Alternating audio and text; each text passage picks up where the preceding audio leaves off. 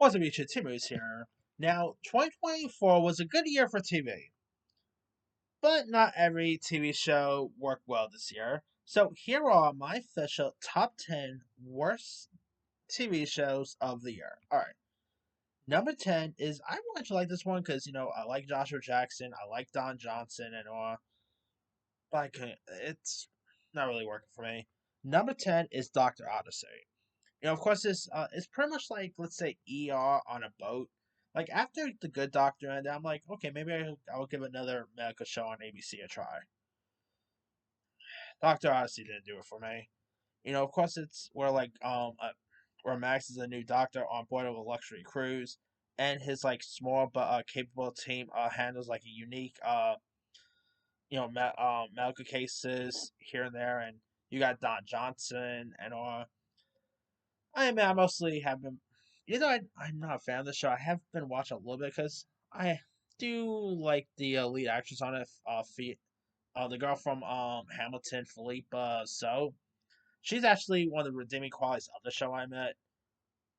But other than that, yeah, and they had a John Stamos one, which John Stamos was a little wasted. I don't know, it's not so good.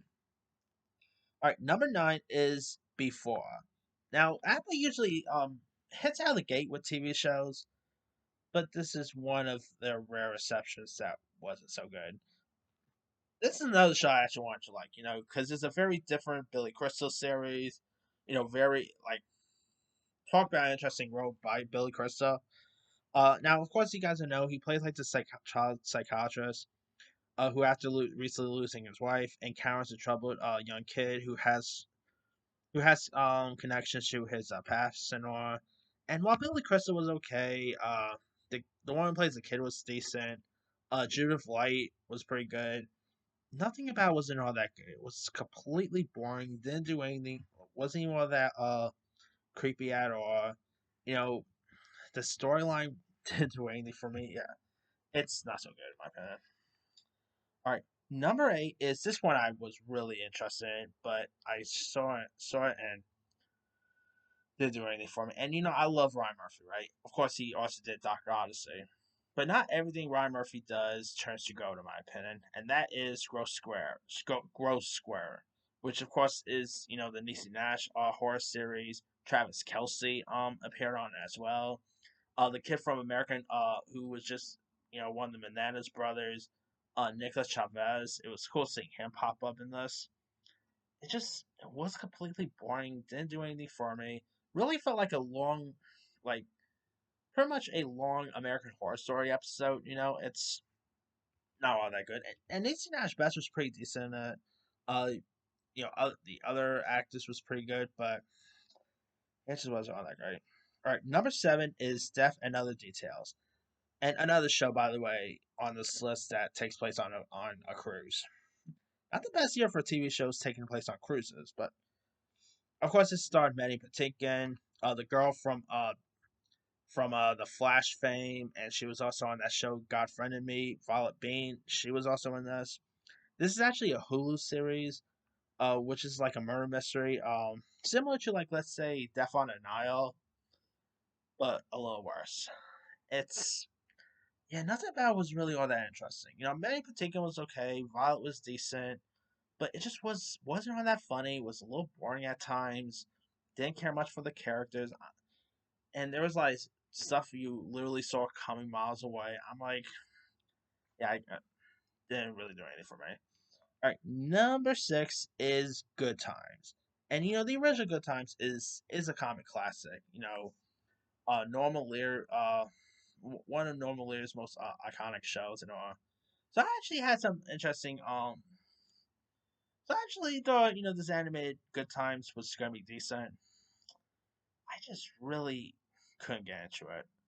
I mean, the guy who plays Dynamite, Jay Farrell, he can play that role very well. Definitely, has a really good Jimmy Walker impression. By the way, Jay Farrell, I really miss him on SNL. Like when he was on SNL, the guy knows how to do great impressions. Like he's done impressions of the likes of Drake, Eddie Murphy, and all. Like the guy knows impressions. And so him as as Dynamite. Wasn't bad, but nothing about it was all that funny. I did not really. The animation was weird. Just really felt like a weirder version of Family Guy, and it wasn't even all that funny. So, all right, number five is Time Bandits, another Apple show I wanted to like, but I really couldn't get into it. Of course, this is based on the iconic Terry Gilliam series starring Lisa Kudrow and thank God Lisa Kudrow came out with that new show with Ray Romano, No Good Deed, because holy cow, this was a stinker. Wasn't all that decent. I did not care much for the characters. It was completely boring at times. The script dialogue wasn't good, so not so good there. All right, number four is I didn't hate the show as most people do. Let's be real. There's a majority of people who hate this for the wrong reason. But me, I just think it was disappointing. This is the show I was excited for. It is The Acolyte. Now, I really wanted to like this, because I love the Star Wars world. Disney Plus. I didn't mind the likes of Ahsoka. I enjoyed Mandalorian, Andor, and of course Skeleton Crew is really good. But this one did not really do anything for me. I wanted to like it because I do like the people involved. I like it, man. Despite people insecure little man babies, talking smack about the lead actress. I think Amanda Stenberg did the best she could, but it was just nothing about it really was that all that fascinating. It was just completely boring. Some of the acting wasn't all that good. It's yeah, thank heavily. Skeleton Crew's pretty good, but yeah. All right, number three, I'm going with the franchise. Another show I actually was excited for. This was even like in my top anticipated TV shows of the year. And of course, this is from Sam Mendes, who I love Sam Mendes. Aya Cash from The Boys, famous in this. Of course, it follows like Dano, who's like this assistant director, and of course they're all trying to like. It's pretty much a behind the scenes look at a film that's part of a major superhero franchise. So that there piqued my interest.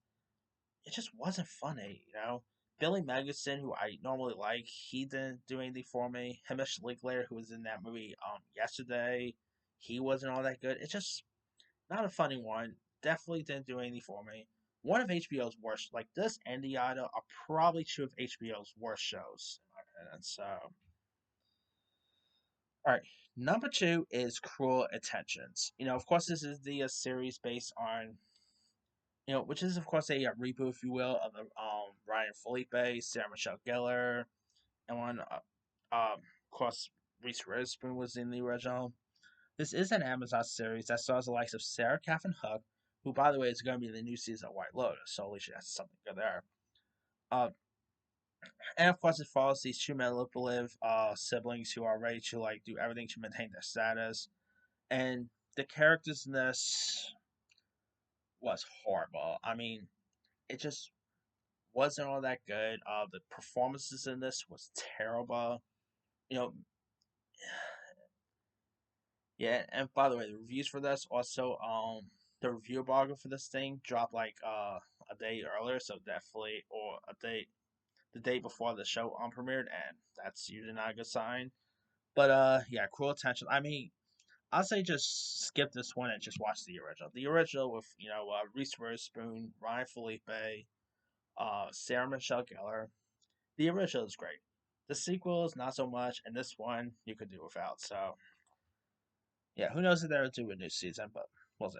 And my number one worst TV show of the year is Those About to Die, which is a Peacock Gladiator show.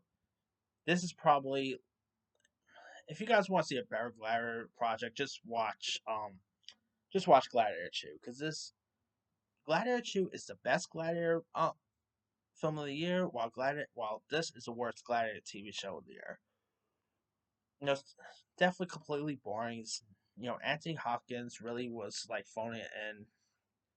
I did not care much for the characters. This is also from Roland Emmerich, who hasn't had anything good lately. He had Moonfall. He also had Independence Day Resurgence. He also had I don't know what else he put out. that World War II movie with Dennis Quaid a couple years ago. Forgot the name of it, but whatever. It's this definitely isn't a good one.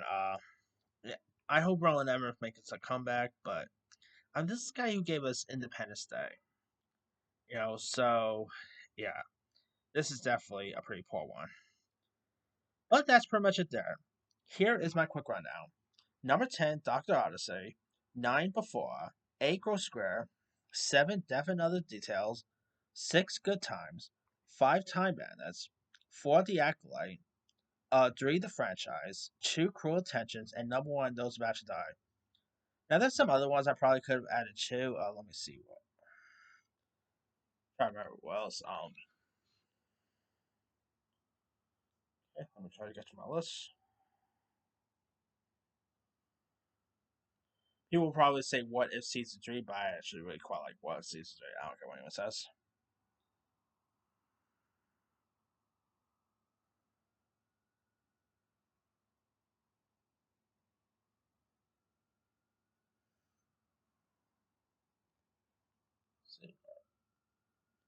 Definitely Umbrella Academy, the finest season. That I wanted to like that one, but definitely didn't do anything for me there.